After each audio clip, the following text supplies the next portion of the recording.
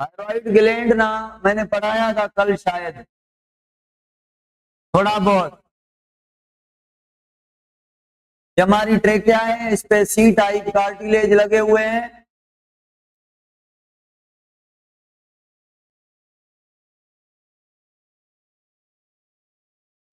यहां पे लगा हुआ है थायराइड ग्लैंड, देखें भाई।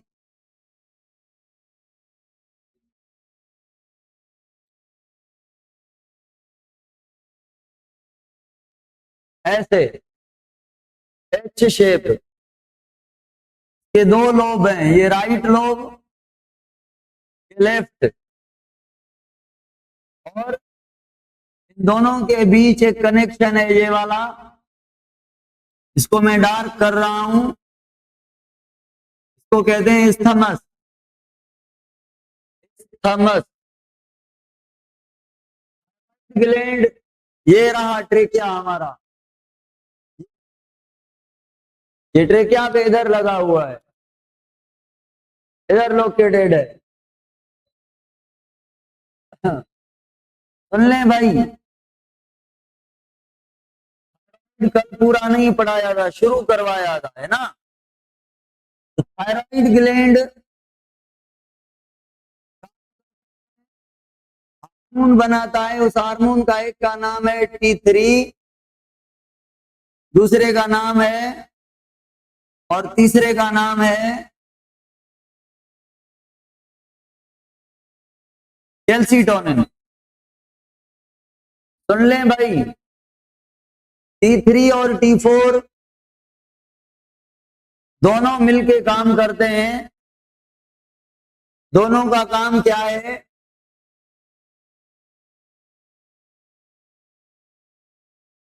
मेटाबॉलिज्म करना, include respiration, chemical reaction, condensation, hydrolysis, digestion, वो सब कुछ। तो कौन सा बॉडी का सेल जो रेस्पिरेशन नहीं करता? सारे करते हैं ना।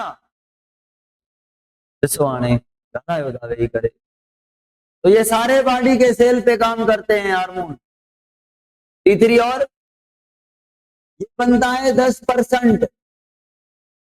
ये बहुत ज्यादा बनता है, पता है क्यों? क्योंकि ये काम में स्लो है, ये फंक्शन करने में फास्ट है। पढ़ाऊंगा, सुन ले भाई। अगर T3 को थोड़ा इंक्रीज किया जाए 10 से, काम तेजी से इंक्रीज होगा।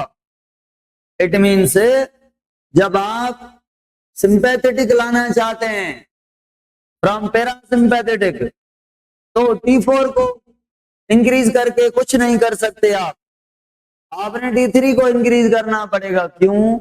क्योंकि T4 तो पहले ही 90% प्रोड्यूस हो रहा है ना, उसके बावजूद भी मेटाबॉलिज्म कितना चल रहा है? नॉर्मल। तो अगर मेटाबॉलिज्म को लड़ने के लिए, झगड़ने के लिए, सिंपैथेटिक सिस्टम के लिए एक्टिवेट करना है,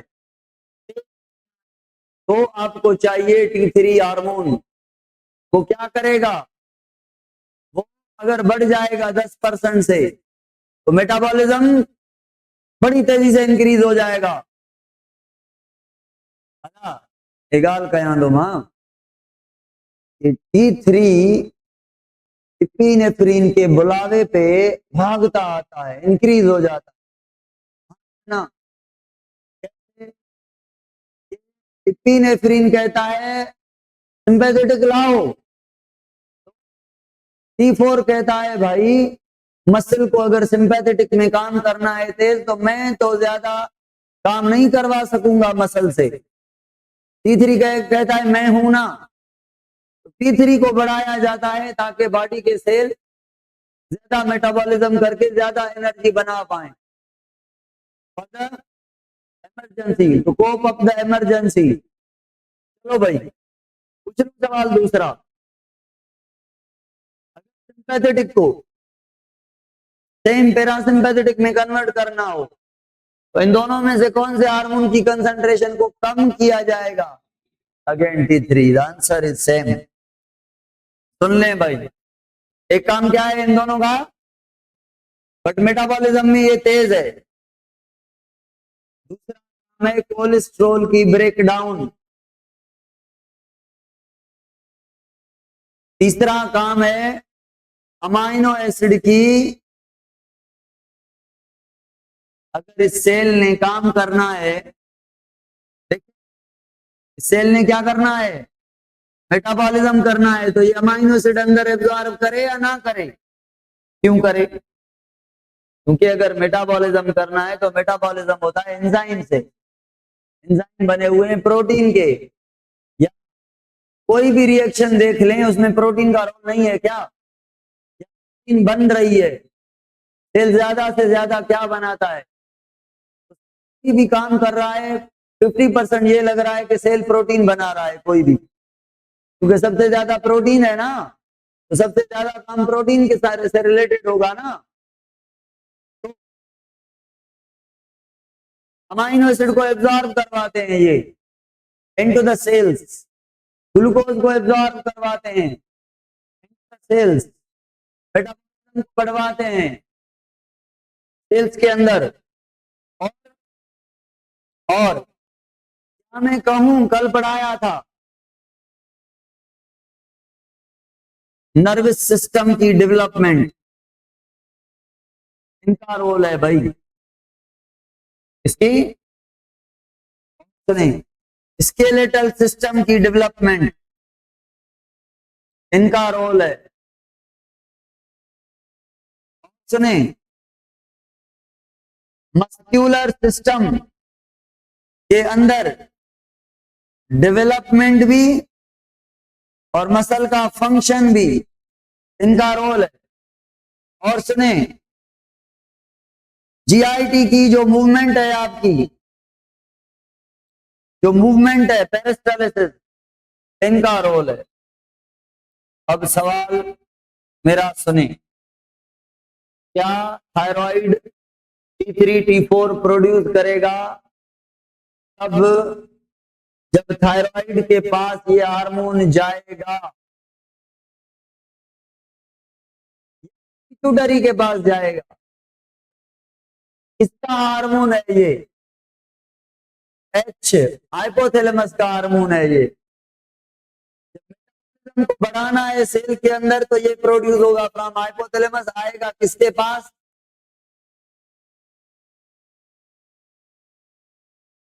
पिट्यूटरी से ये प्रोड्यूस होगा इसके कहने पे, ये पिट्यूटरी ग्लैंड का थायराइड के पास, तो थायराइड बनाएगा ये हार्मोन। समझ आइए, सुन लें, एक दफा ऐसा हुआ, कैसा हुआ बताऊं? सुन लें, ऐसा हुआ कि एक एंटीबॉडी जो एग्जैक्टली दिखने में ये एग्जैक्टली कॉपी लग रही है, इसकी पता है? TSH की। अब ये ब्लड में घूमती फिर रही है, तो कौन सा बॉडी का ऑर्गन भूल जाएगा कि गलती हो जाएगी उसको पहचानने में कि एंटीबॉडी नहीं, ये TSH है, थायराइड। बॉडी को देख के अरे भाई TSH करने लगेगा अपना काम। कौन सा? तो T3 और T4 ये गलत बनेंगे, नहीं बनने चाहिए थे। हाइपोथैलेमस ने कहा, वो देख रहा है अरे ये क्या हो रहा है, मेटाबॉलिज्म क्यों बढ़ गया, को सीआईडी मिल रही है कि सेल के अंदर मेटाबॉलिज्म की स्पीड 100 से 200% हो गई। हाइपोथैलेमस सोच रहा होगा क्या मैंने ग्लैंड को हार्मोन भिजवाया है? तो देखा भेजा तो नहीं है, फिर ये पागल क्यों काम कर रहा है?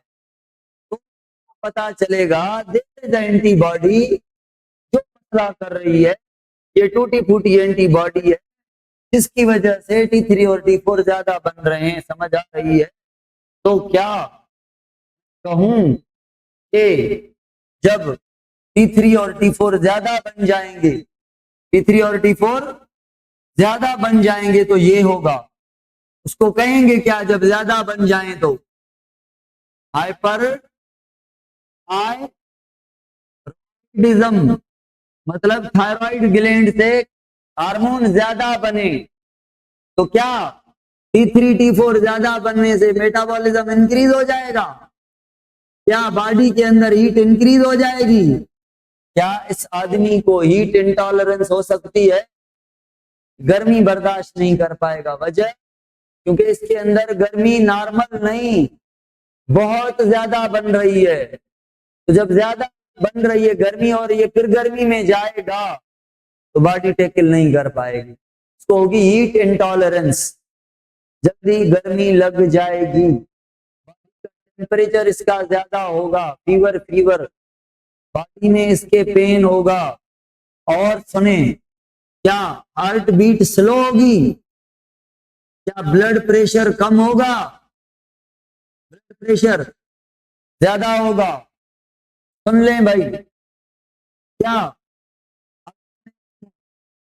स्वेटनिंग होगी या नहीं होगी?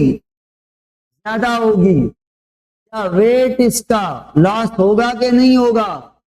वजह T3 और T4 कहेगा खाया है खाना या नहीं खाया, तोड़ना है, नहीं खाया तो स्टोर्ड कोलेस्ट्रॉल तोड़ लेंगे, कोलेस्ट्रॉल नहीं है तो अमाइनो एसिड को भी तोड़ लेंगे, बट एनर्जी यार चाहिए। तो जरूरत से ज्यादा मेटाबॉलिज्म एनर्जी बनाने के लिए हमें बॉडी का खाना तोड़ना पड़ेगा, वेट लॉस करना पड़ेगा। ये मसले होंगे इस आदमी के साथ।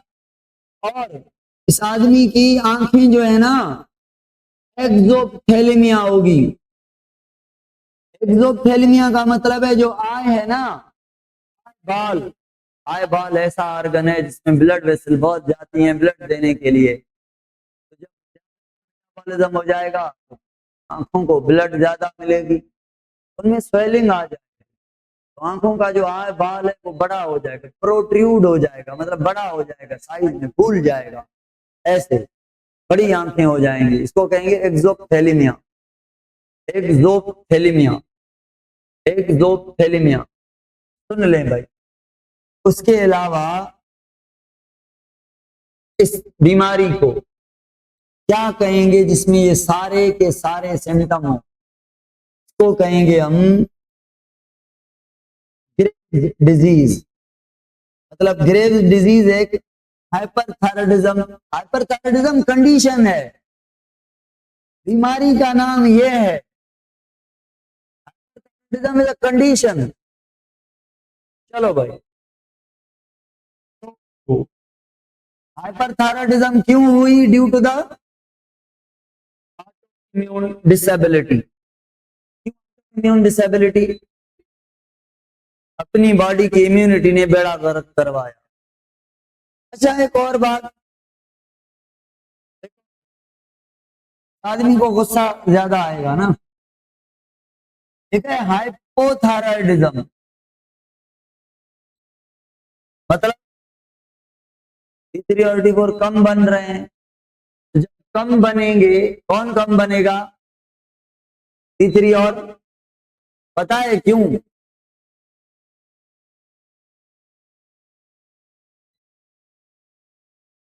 Chloride, iodine, sorry iodine, iodine की कमी की वजह से। अगर हम कम यूज करें नमक तो T3 और T4 नहीं बनेंगे। वजह क्या है? 3 आयोडीन चाहिए इसको बनाने के लिए, 4 आयोडीन चाहिए इसको बनाने के लिए, ट्राई आयोडोथेरियोनिन।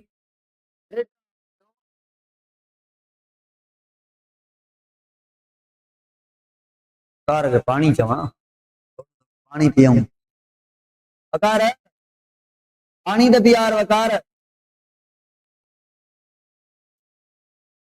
ओ वकार जनरेटर हले तो बेकदा गाना मतलब बुधो मजेदार गाल लजीज चटपटी, सुन ले भाई, बुधो। हाइपोथायराइडिज्म में इसमें से मेटाबॉलिज्म कितना होगा? हार्ट बीट क्या होगी? कम। ब्लड का प्रेशर क्या होगा? कम। कोल्ड इंटॉलरेंस होगी, इंटॉलरेंस होगी। क्यों?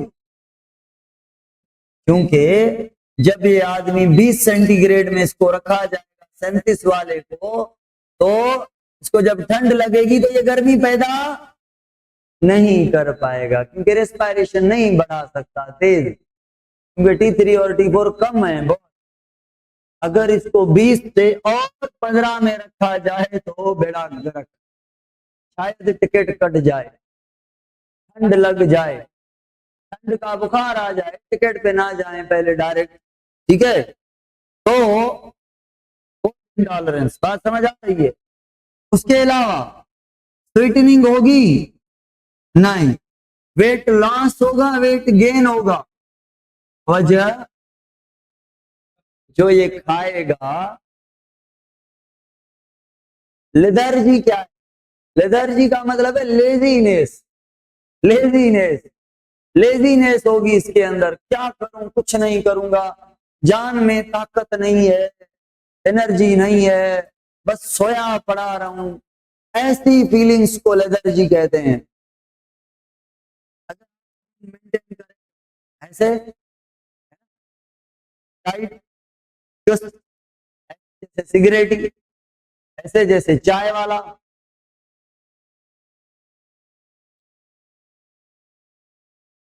कहा गणा दो छो,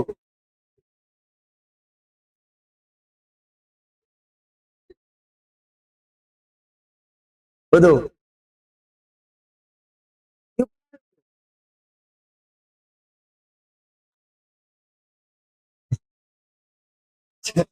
चैप्टर सजो न पढ़ायो आ।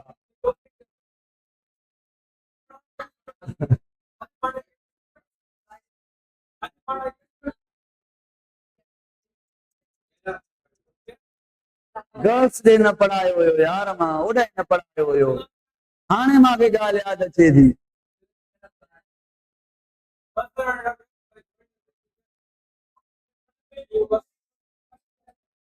उसामा तूं त ॿुधाए, असां तूं बि नथो ॿुधाए। हे वीचारा बिज़ी हुया ॻाल्हाइण में, न ॿुधाए वठंदा। तव्हां चयो रिविजन हले थी, हाणे पूरी थींदी, तव्हां ख़ुशि थियो पिया, असां न पढ़ियोसीं, वाह वाह। अच्छा, घणो थियो आहे टाइम? 15 मिंट पिया आहिनि। ॿुधो, अड़े ऑनलाइन वारा हो, इहो अॻे ॿुधायो न, अॻे ॿुधायो न, मुंहिंजा गुड हो। हलो ॿुधो, आवाज़ बंदि कयो, मुंहिंजी ॻाल्हि ॿुधो, ऐलान ॿुधो। हाँ भाई, तो इस बीमारी ग्वाइटर भी होगा। अब आपको पता है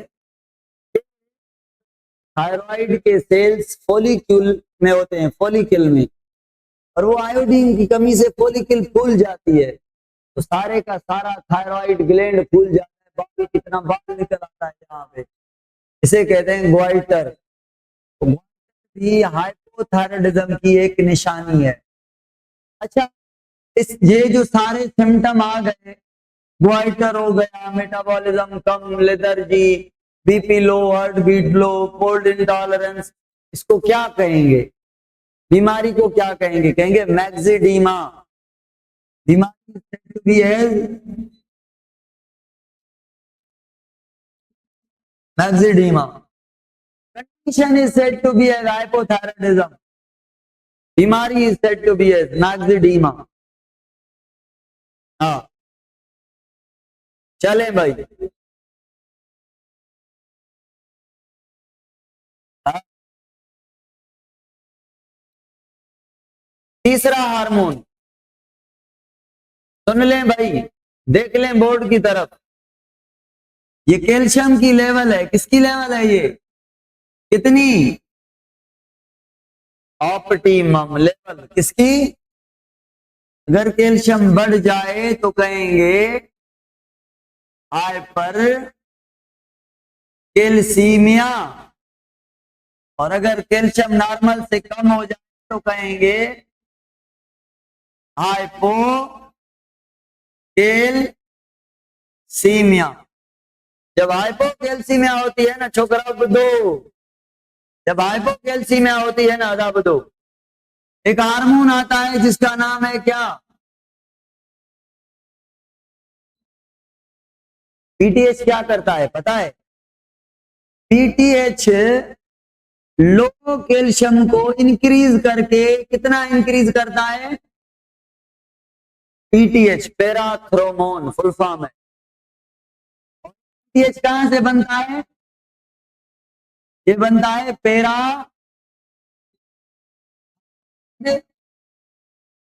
और पैराथायरॉइड ग्लैंड कहां पे होता है पता है? थायराइड ग्लैंड है ना ऐसे, देखें इसको नेक से तोड़ेंगे तो तोड़ के यूं मोड़ेंगे, पीछे वाला हिस्सा जब थायराइड का देखेंगे ना, यहाँ पे दो मटर के दाने जितने, दो मटर के दाने जितने, दो राइट लोब में दो लेफ्ट लोब में पीछे से चिपके हुए 4 ग्लैंड हैं। उन 4 ग्लैंड को क्या कहते हैं? कितने ग्लैंड हैं टोटल? कहां पे हैं? थायराइड के पीछे चिपके हुए हैं, जैसे स्पाइडरमैन दीवार पे चिपका हुआ होता है ऐसे।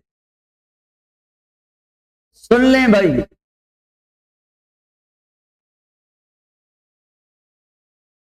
थायराइड में प्रेगनेंसी जा चांसेस दिया तो सवाल ही अदको दियो ना। थायराइड हाइपर थायराइड कहें, हाइपोथायराइड कहें, थायराइड की बीमारी में कहें, प्रेगनेंसी अफेक्टेड होती है। हाँ, सवाल जो जवाब दो मुझे। सुन लें भाई, थायराइडिज्म का ट्रीटमेंट एंटीबॉडी, जो एंटीबॉडी को खत्म करे उस टूटी फूटी को, जो स्टिमुलेट कर रही है गलती से, बस सुन लें सवाल मेरा, करना है, ज्यादा हो गया है तो क्या करना है? ये किसका काम है कैल्शियम को कम करना? कैल्सीटोनिन का। कैल्सीटोनिन कब बनेगा? पीटीएच कब बनेगा? समझ आ रही है? दोनों के काम 100% एक दूसरे के अपोजिट। तो सवाल पूछूं, ये मेरा इंटेस्टाइन है, क्या है ये मेरा? ये मैंने खाया, क्या खाया? खाना, उसमें कैल्शियम था, ये कैल्शियम है। ये मेरी ब्लड, ये मेरी ब्लड, तो मुझे बताएं कैल्शियम ब्लड में जाए या ना जाए? कैल्सीटोनिन क्या चाहता है? कैल्सीटोनिन चाहता है कि कैल्शियम ना जाए। क्यों? कैल्सीटोनिन कहता है मैं बनाऊं तब जब कैल्शियम ज्यादा है, तो मैं करूंगा ब्लड में कैल्शियम को कम। तो क्या आपने फिर मिल्क पी लिया, बनाना खा लिए, कैल्शियम वाली चीजें खा ली, ये इंटेस्टाइन के कैल्शियम के चैनल को आके ब्लॉक करता है ताकि खाया या पिया हुआ कैल्शियम ब्लड में ना आ पाए, कैल्शियम डायरेक्ट बाईपास चला जाए स्टूल के साथ। समझ आ रही है? Of calcium from intestine inhibit करता है, जबकि पैराथ्रोमोन यहाँ पे क्या करेगा? कैल्शियम की एब्जॉर्प्शन को 200% इंक्रीज करेगा, कहेगा एक भी कैल्शियम इधर ना जाए, सारे के सारे ब्लड में जाने चाहिए, तो सारे चैनल को खोल देगा। काम समझा? दूसरा काम, दूसरा तरीका, काम दूसरा नहीं, तरीका दूसरा, कैल्शियम को बैलेंस करने का दूसरा तरीका। ये कह रहा है मैं कैल्शियम कम करूंगा, ये कह रहा है कैल्शियम मैं बढ़ाऊंगा, तो ये इसके कम करने का तरीका, इसके बढ़ाने का दूसरा तरीका सुने। तरीका ना, पहला तरीका कहां पे? इंटेस्टाइन पे, ये एब्जॉर्प्शन रोकेगा, वो एब्जॉर्प्शन करवाएगा। दूसरा तरीका किडनी पे, कहां पे? जब ब्लड फिल्टर होती है, sodium, glucose, ion, water, salt, सारे into the nephron from the blood, into the filtrate, into the PCT, into the DCT, into the loop of Henle, है ना। तो ब्लड से कैल्शियम तो बिना इजाजत के चला जाता है फिल्टर होके। अब कैल्सीटोनिन PCT को क्या कहेगा, कैल्शियम वापस नहीं करो,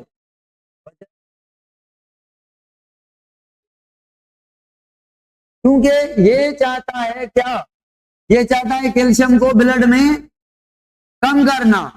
तो जब किडनी से कैल्शियम हो गया है क्या फिल्टर, तो चला जाए। तो रीएब्जॉर्प्शन को क्या करेगा कैल्सीटोनिन, रोकेगा ना रीएब्जॉर्प्शन को। रीएब्जॉर्प्शन मतलब नेफ्रॉन से कैल्शियम वापस इनटू द, और पीटीएच कहेगा हाँ, पीटीएच कहेगा हाँ सारे का सारा कैल्शियम वापस, क्योंकि पहले से ही कमी है कैल्शियम की। ये भी चला जाए तो बचेगा क्या, तरीका तीसरा, बोन पे,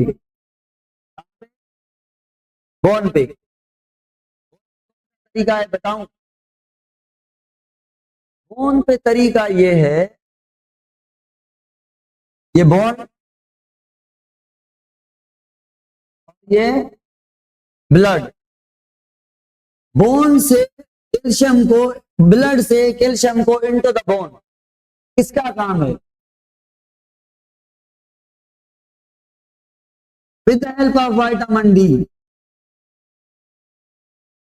विटामिन डी हड्डियों को मजबूत करने के लिए है, बट विटामिन डी मजबूत नहीं है, फिर हड्डियों को मजबूत कैसे करता है। विटामिन डी खुद मजबूती नहीं देता हड्डियों को, कैल्शियम दिलवाता है हड्डियों को। विटामिन डी अगर ना हो ना, कैल्शियम एब्जॉर्ब नहीं कर पाएंगे बोन हमारे। जैसे इंट्रिंसिक फैक्टर ना हो तो विटामिन B12 इंटेस्टाइन से ब्लड में नहीं जाता। Intrinsic factor glycoprotein oxyntic cell बनाते हैं, याद है ना, राइटल सागी गाला। हाँ सुन ले भाई, अगर यहाँ पे हार्मोन हो तो वो क्या करेगा, ये करेगा ना, कैल्शियम बोन को कहेगा, पीटीएच बोन को कहेगा, बताओ तुम बोन इंपॉर्टेंट हो या मैं ब्लड इंपॉर्टेंट हूं, बताओ कितने में सेल चिल्लाएंगे। बोन इंपॉर्टेंट नहीं है, ब्लड इंपॉर्टेंट है, बताए क्यों, क्योंकि सेल कहेंगे हमें कैल्शियम ब्लड देती है, बोन थोड़ी देती है। कैल्शियम बोन में ना हो तो ना हो, ब्लड में होना चाहिए, क्योंकि न्यूरॉन को भी ब्लड देगी, को भी ब्लड ने दिया था, बाकी सेल को भी ब्लड देगी। अगर कैल्शियम चाहिए तो बॉडी के पास पहुंचाने वाली ब्लड है। पीटीएच कहता है बोन में कैल्शियम है तो उसको निकालो, जो ज्यादा इंपॉर्टेंट है उसमें कैल्शियम रखो ब्लड में।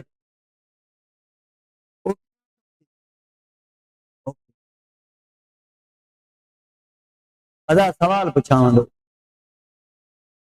कैल्सीटोनिन और पीटीएच की वजह से स्टोन बनती है। कैल्सीटोनिन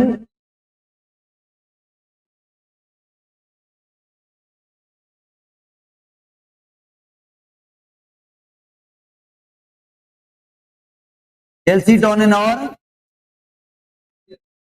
पीटीएच की वजह से क्या होता है, समझाना ये है अजनीश भाई, समझाना ये है कि कैल्सीटोनिन इंक्रीज हो जाए तो स्टोन बनेगी या डिक्रीज हो जाए तो स्टोन बनेगी।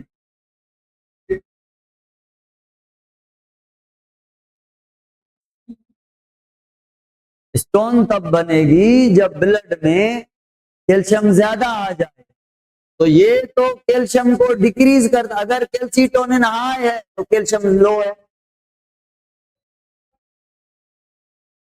अगर मैं कह रहा हूं कैल्सीटोनिन ज्यादा है तो स्टोन बनेगी,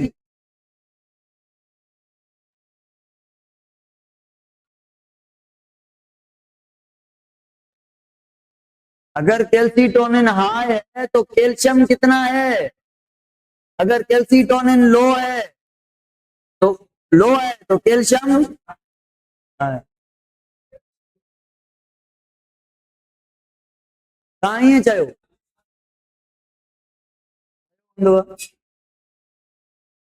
चलो बड़ा अब पता चल जाएगा, लग पता जाएगा। पीटीएच के बारे में बताएं, ज्यादा हो जाए तो स्टोन बनेगी या कम हो जाए तो? पीटीएच का काम है कैल्शियम को जब लो हो जाए इससे बढ़ा के कितना करना। अगर ये कैल्शियम पीटीएच ज्यादा है तो कैल्शियम कितना हो जाएगा, नॉर्मल से भी ज्यादा हो जाएगा। यहाँ पे बनेगी स्टोन। तो स्टोन कहाँ पे बनेगी, हाइपर कैल्सीमिया में या हाइपो में? बस हाइपर में। अब अगर कैल्सीटोनिन नहीं है तो कैल्शियम क्या है, हाइपर कैल्सीमिया। हाइपर कैल्सीमिया तो स्टोन होगी। अच्छा सुन लें, जब कैल्शियम कम हो जाता है ना, कैल्सीटोनिन ज्यादा।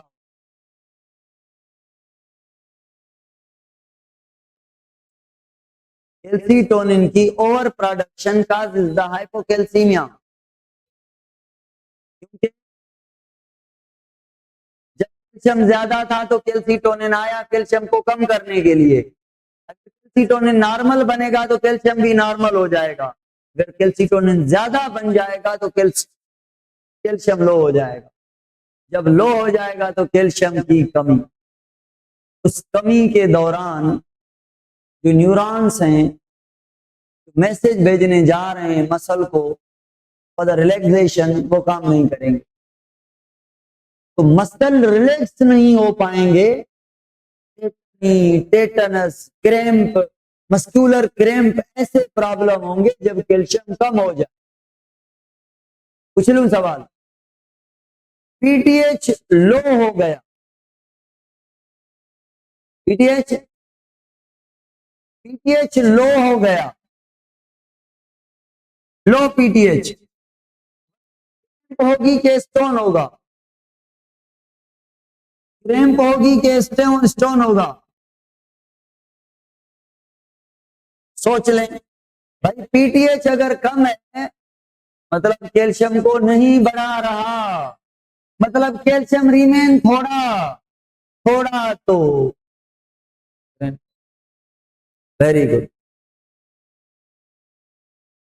Wishing you all the best.